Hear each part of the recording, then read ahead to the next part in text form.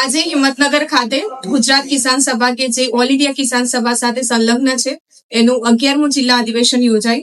હવે આજે ગુજરાત કિસાન સભા છે તો ગુજરાત કિસાન સભાના અધિવેશનમાં અલગ અલગ તાલુકામાંથી અને અલગ અલગ ગામમાંથી ખેડૂતો પધારેલા છે.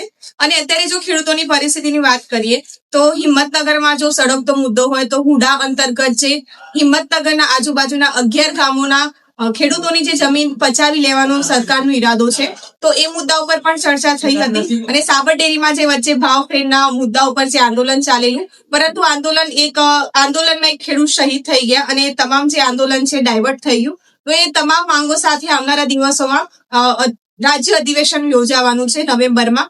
અને અમારી સાથે છે ગુજરાત કિસાન સભાના રાજ્યમંત્રી અને એ સાથે જિલ્લાના આગેવાનો પણ છે.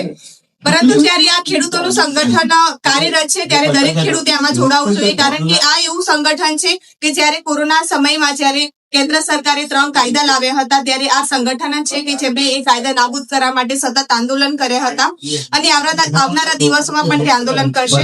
બીજું કે સાબર ડેરીમાં જે સભાસદ નથી મળતા તો સભાસદ માટે પણ આજે કિસાન સભાનું સંગઠન છે એના જે આગેવાનો છે એ દ્વારા હાઈકોર્ટમાં ગયેલા અને એમની એક જીત સ્વરૂપે છે હજી સુધી તો ઇન્ટ્રીમ ઓર્ડર એટલે કે વચગાળાનો ઓર્ડર આવેલો છે ને જેમાં ઘણી બધી દૂધ મંડળીઓને સભાસદ પણ મળી ગયું છે.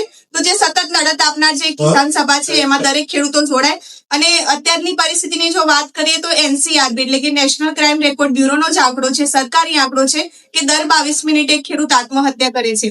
અને આપણને દરેકને ખબર છે કે ખૂબ મોટા ખેડૂતોની તો વાત નથી કરતા, પરંતુ આપણા દેશમાં જે 80% નાના ખેડૂતો છે એમની પરિસ્થિતિ અત્યારે શું છે તે તમામ મુદ્દા સાથે આ અધિવેશન યોજાયું હતું.